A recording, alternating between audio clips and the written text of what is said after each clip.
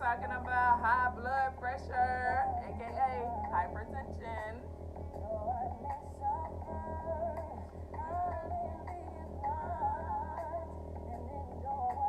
Y'all hear him. Lauryn Hill. Tell him I need him. Tell him I love him. I don't even know why this is our song this morning, but y'all, I be shuffling my music. I shuffled through it and it came on like 2 weeks ago, and I literally been playing it every day because this was one of my favorite songs back in the day, and it has came back to me, and I just love Lauryn Hill.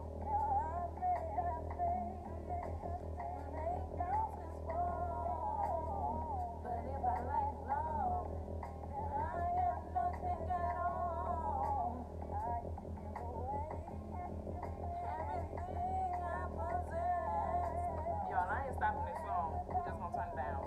But like I said, welcome back to Cleopatra's Nature Morning Tea Monday. I really want to thank y'all for continuing to subscribe to my channel, continue to watch my videos, support Cleopatra's Nature. I love all the love that I'm getting. I love all the comments that I'm getting, all the feedback that I'm getting. I love it. I appreciate y'all. I thank y'all. So let's get in it. So high blood pressure is what we're talking about today. So y'all, basically, what is high blood pressure? High blood pressure is basically the force of your blood pressing against the walls of your blood vessels for real. And basically, before I even go too deep, like high blood pressure is strictly because of diet. Like for real, diet alone causes high blood pressure. For real, the things that we're consuming, the things that we're putting in our body, we put in all these things in our body that has very high volumes of sodium, and it's affecting our heart, it's affecting our arteries, our veins, our capillaries. It's literally destroying us by the things that we're eating. So basically, yeah, it increases the workflow of your heart for real. Like the heartbeat creates the blood pressure or whatever that pushes the blood through the arteries, the veins, and the capillaries. And also the blood pressure creates two different types of pressures. Like the first one is like the systolic pressure or whatever, and that happens basically when the blood pumps out of your heart and flows through all of the vessels. And basically, the diastolic one, that happens when your heart rests in between beats or whatever, and the blood is just going through as your heart rests or whatever. So basically, like the things that we're eating, all the junk that we eating is basically forming plaque, and the plaque is building up around the walls of our artery, and it's making the more and more over time that we eat so much junk and we're not putting anything in to break down all the amounts of sodium and fat that we eating or whatever, is making the whole of our arteries very small. So the pressure that our heart is pushing out when it's trying to go through the arteries or whatever is so small that it's making our heart like pump 10 times faster and 10 times harder to get the blood through the arteries, the veins, and the capillaries. So that is what causes high blood pressure, overworking the heart through bad eating.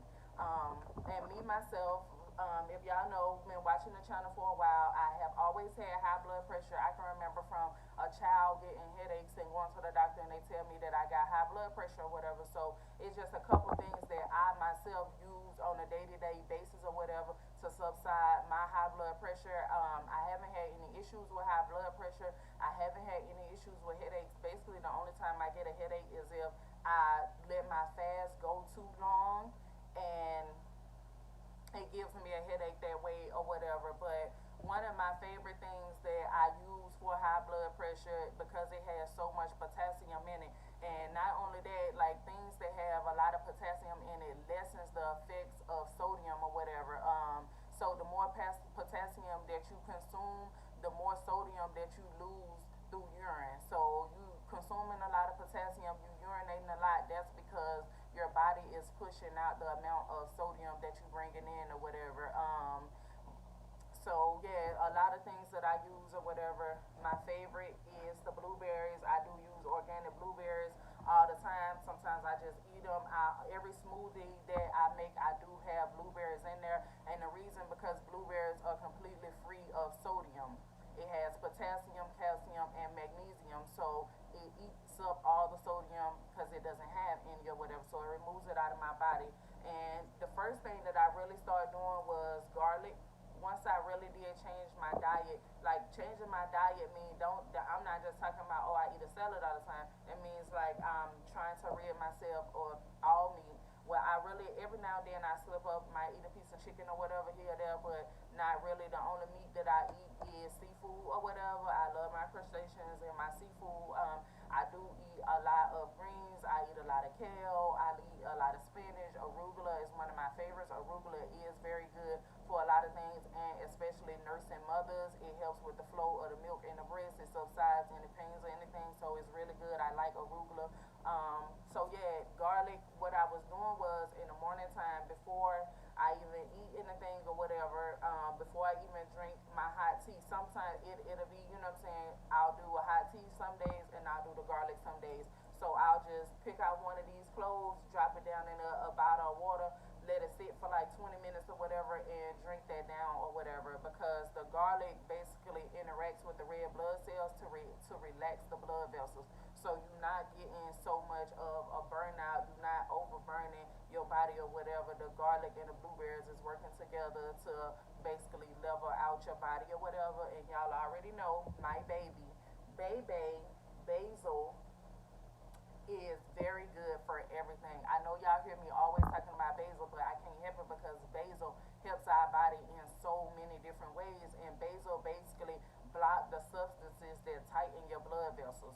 So it helps in keeping the blood pressure subsided. It's not, the force of the blood is not going through the vessels so much. It literally blocks any of the substances that we eating, as far as like when we eating like all this junk, a lot of salt full stuff, a lot of whatever that's causing our body harm.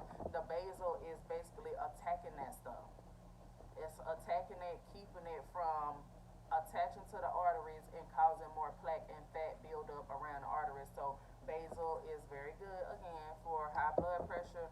And also cinnamon is another thing that I use. I'm almost out of cinnamon. Literally, I'm almost out of cinnamon everywhere, because like these are the cinnamon leaves, but they literally almost gone or whatever. And the cinnamon stick, what I do is take the grater and I grate it down and I just make, you know what I'm saying, the crushed powder or whatever. So I make it, I put it on top of things, I put it in different smoothies. Like, yeah, I just like cinnamon because cinnamon basically prevents your blood from clotting or whatever. So it's really good with that. And then not only that, another thing for high blood pressure that I really didn't even know that I was using, man, what's that? Another thing for high blood pressure that I didn't even know that I was using to help with my high blood pressure was the flaxseed. Now, I was getting these flaxseed strictly to make hair gel out of, but at first, when I first went to Whole Foods, I ended up getting the ground flaxseed. So with the ground flaxseed, I was just throwing it in smoothies, different things or whatever, and I actually made some sea moss with the ground flaxseed in it, and it tastes so good, y'all. Like, oh my god, it's amazing how good it tastes. So yeah, and not only that, the flaxseed have omega-3 fatty acids, and those omega-3 fatty acids basically gets in and targets all the negative and the bad things that is going into our body to basically level out the working of our blood of our heart. I'm sorry. And not only that, bananas. Bananas is very high in potassium. One banana has 422 milligrams of potassium, so it's very good eating a banana a day or whatever. But if you're a diabetic, it is full of sugar, so cut that banana in half and only consume half of it. Like, you know, adults basically with diabetes, they have to have like 40 to 60 milligrams of, I forgot, carbohydrates per meal. So, you know what I'm saying, cut the banana in half, it's going to be counted in your sugar intake or whatever for your carbs or whatever.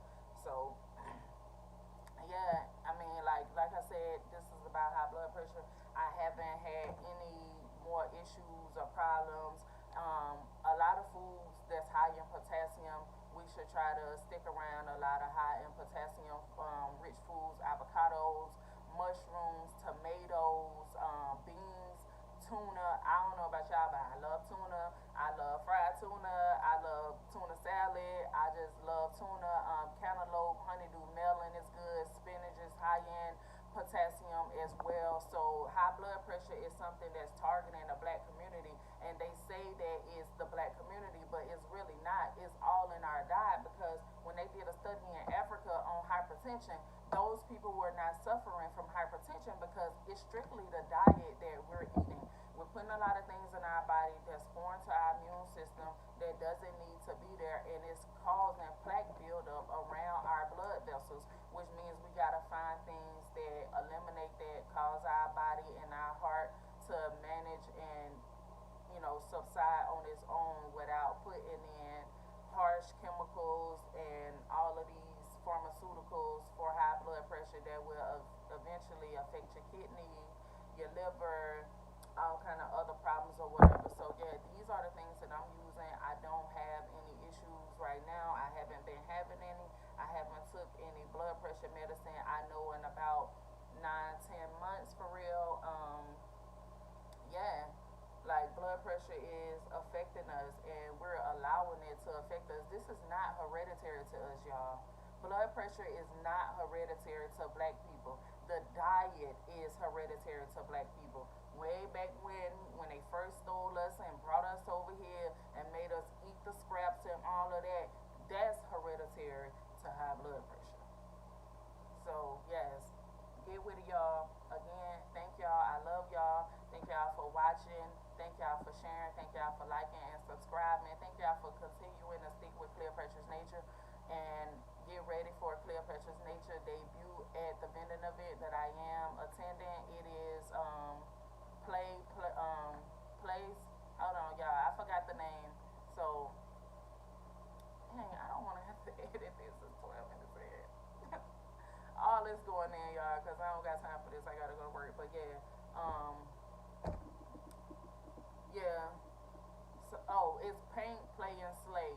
It's the ladies' event, February the 6th, 2020 is the event that I will be attending. I will be a vendor there. So I will, the tickets are already on event too, so you can hit up event and go to Paint, Play, and Slay for Baltimore or whatever, and they will be on there. It will be no tickets sold at the door, so you do have to pre-get your tickets. This is a ladies' event to honor the women and make every woman feel sexy and special during February. So again,